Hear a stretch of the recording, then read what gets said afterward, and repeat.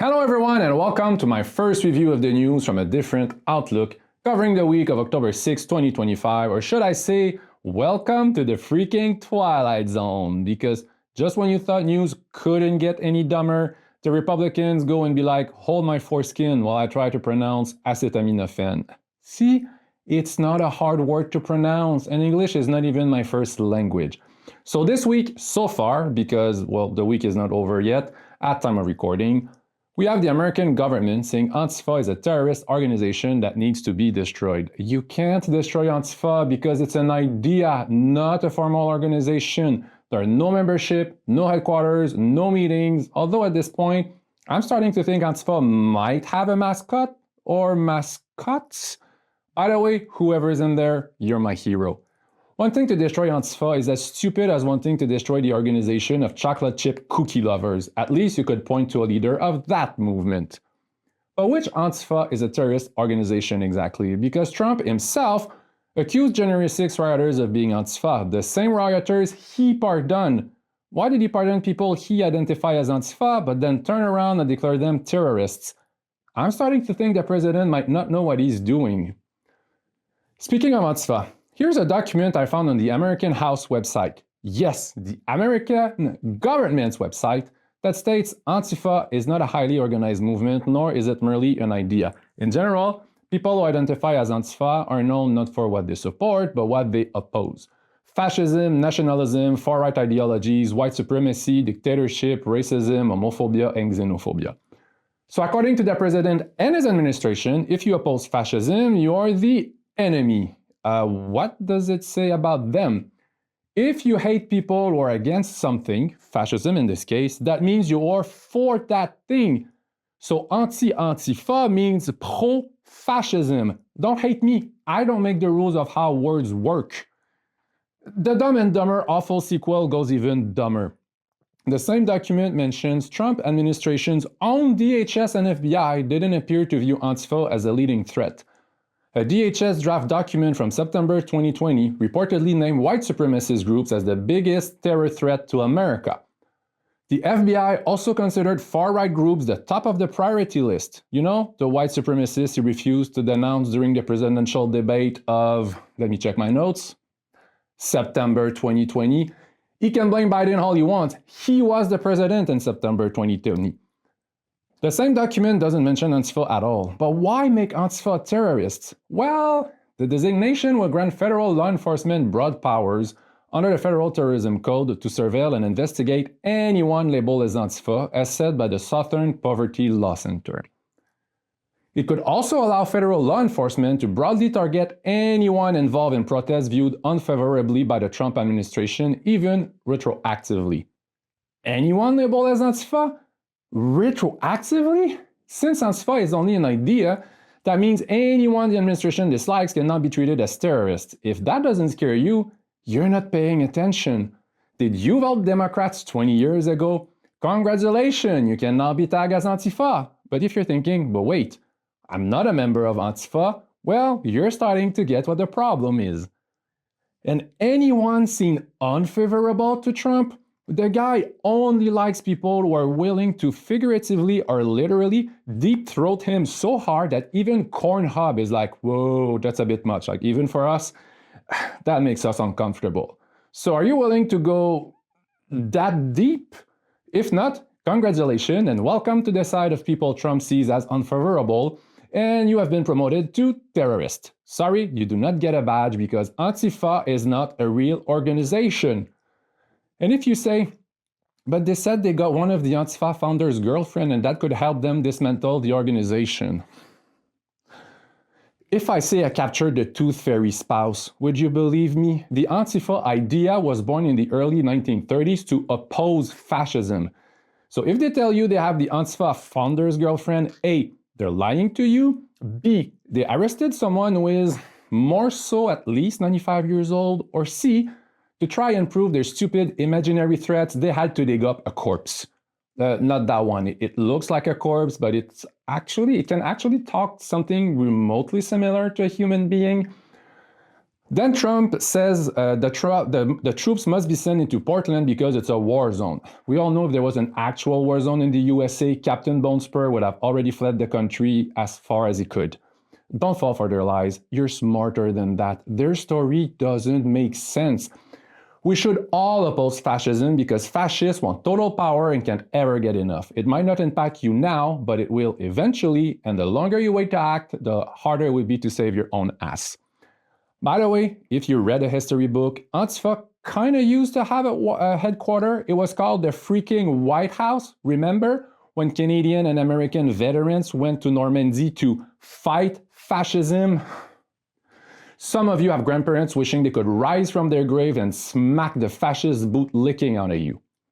Saying fascism is bad used to be one of the few things we could all agree on. There was a war about that, remember? The world was involved. But that common understanding that fascists are bad was before oligarchs took over the US government and the media to control the messaging. Allegedly, for legal reasons. Hating Antifa is spitting on veterans' grave. So much for the party who loves the troops. Then you have Republicans angry at a No Kings protest. They say these protesters are against America. Excuse me, I might only be a Canadian who will never be part of the USA, but ain't having the world's greatest democracy and fighting for freedom of speech and justice for all like your whole identity. Quick FYI, as your neighbor, it's pretty insulting. You say you have the world's greatest democracy because, well, Canada exists, even if you can't point it on a map.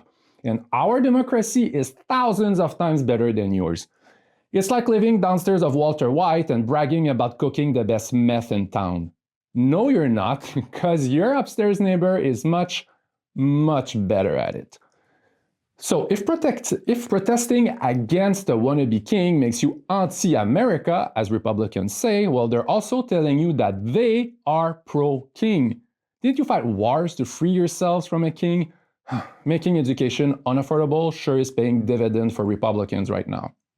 Trump is no king at all. Okay, untrue. He is the king of fragile egos, badly applied makeup, bankruptcy, and hiding the Epstein files. Release the Epstein files, you goddamn cowards. Stop with the, but there might be Democrats in the files. We do not care. If my dad was in the Epstein files, I would still want the files released so I can watch him rot in jail and then rot in hell where everyone in the Epstein files deserves to end up. The people deserve the truth, and more importantly, the victims deserve justice. You know you're screwing up badly when Marjorie Taylor Greene starts to make sense, but don't get too excited about her new branding of having common sense and growing a spine. No matter how many times the snake shed its skin, it's still a snake. It's like when your ex-girlfriend apologized for all the pain and trouble she caused you, so you take her back and then she stabs you in your sleep. Come on, you know what I'm talking about. It's a common thing, right? Right? Then you have Trump, angry he didn't win the Nobel Peace Prize. How can you be surprised when you rename the Department of Defense the Department of War, make people who are against fascism terrorists to be hunted down, who are American citizens, by the way. You blew up bolts with alleged drug dealers, want to send troops in blue cities for training, get angry at a preacher who asks you to show empathy to kids, build a concentration camp in Florida where people disappear. Yes, it's a concentration camp. Don't let the crappy marketing rebranding make you believe it's anything else than a concentration camp. If I shit in a gift bag, it's not a gift, it's still shit, just with a different name, no matter how nice the bag is. The same Trump who deploys ICE to terrorize and tie-wrap naked kids in the street, burns down food instead of sending it to hungry people, who prides himself of ending free speech. By the way, this all happened since January of this year. Yeah, that's crazy. That guy is surprised and angry to not win the Nobel Peace Prize. It's like burning your own house down and then be surprised and angry you don't have a bed to sleep in tonight. And seriously, just hearing him talk should be considered violence because every time he opens his mouth, he is destroying the very fabric of the English language and waging war on common sense. The best part about the Nobel Peace Prize story is that it was awarded to a woman. Wow, there must have been so much ketchup flying around the White House. Look at her, Republicans. That's what real political courage looks like. That woman right there, Maria Corina Machado, was actually fighting for democracy, peace, and freedom instead of the GOP's focus of salad-tossing oligarchs and pedophiles. Allegedly, but people talk, rumors spread. That woman has more courage and ethics in her pinky finger than the whole Republican Party. For a party of so-called alpha males who think women are only good for wiping floors, she's sure as hell wiping the floor with all of you. And she has way more balls than all of you combined. Now, at this point, you're probably thinking, whoa, what a week. Wait, because we're only up to Friday. The week ain't over yet. Then you have the administration laying off CDC employees only to go back on their decision and unlaying off them. Talk about government efficiency. I don't think it was the best move for unhealthy men in their 70s to lay off people who study diseases and try to control them. Although I can understand, because these two are definitely a disease to their country. So I understand why the Center for Disease Control and Prevention can scare them. But then they probably saw their reflections in the mirror and realized controlling diseases is the best chance they have to make it to a third term. This week's review ends in what I could call I don't know what to call it, because the stupidity is beyond any words that currently exist in any language. We can read that Peter Thiel, co-founder of Palantir, who is also bankrolling Republicans' 2026 campaign, is trying to scare people about the Antichrist and not so subtly mention it could be Greta Thunberg. Yeah, that woman who has been raising flags about climate change, who has been arrested while bringing aid in an active war zone, who scares the living hell out of so-called alpha male, who is doing more for peace and a better world than the whole 1% combined, she is not so subtly mentioned as potentially being the Antichrist, instead of the guy who is the physical manifestation of the 7 deadly sins. Like, really? Then bootlickers say that billionaires are smart? Here's a few fun facts, I guess, about the Antichrist as mentioned in the Bible. This verse talks about a white horse, but does not say who rides this white horse. Or can we say white house? The verse goes on. However, it is most likely the coming Antichrist. This rider represents a conquering power that no one can resist. You mean like the Supreme Court giving them free rein and media companies bending the knee to that individual and lawmakers too scared to impeach them no matter how many laws they break? Would that fit the description? I'm just asking questions here. The Bible continues saying the person is not Christ, he is Satan's counterfeit of Christ. And then, speaking about the end of times, the Bible mentions the first seal opens at the beginning of the final 7-year tribulation leading up to the second coming. 7 years of tribulation?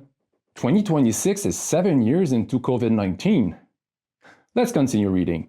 The white horse and rider represents 3.5 years of peace, followed by 3.5 years of war, represented by the bow.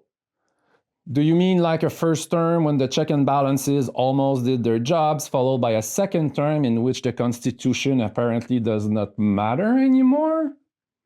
Then it says the Antichrist is the first of God's judgments on a Christ-rejecting world. Christ-rejecting world? Like a world who hates immigrants and hates healthcare?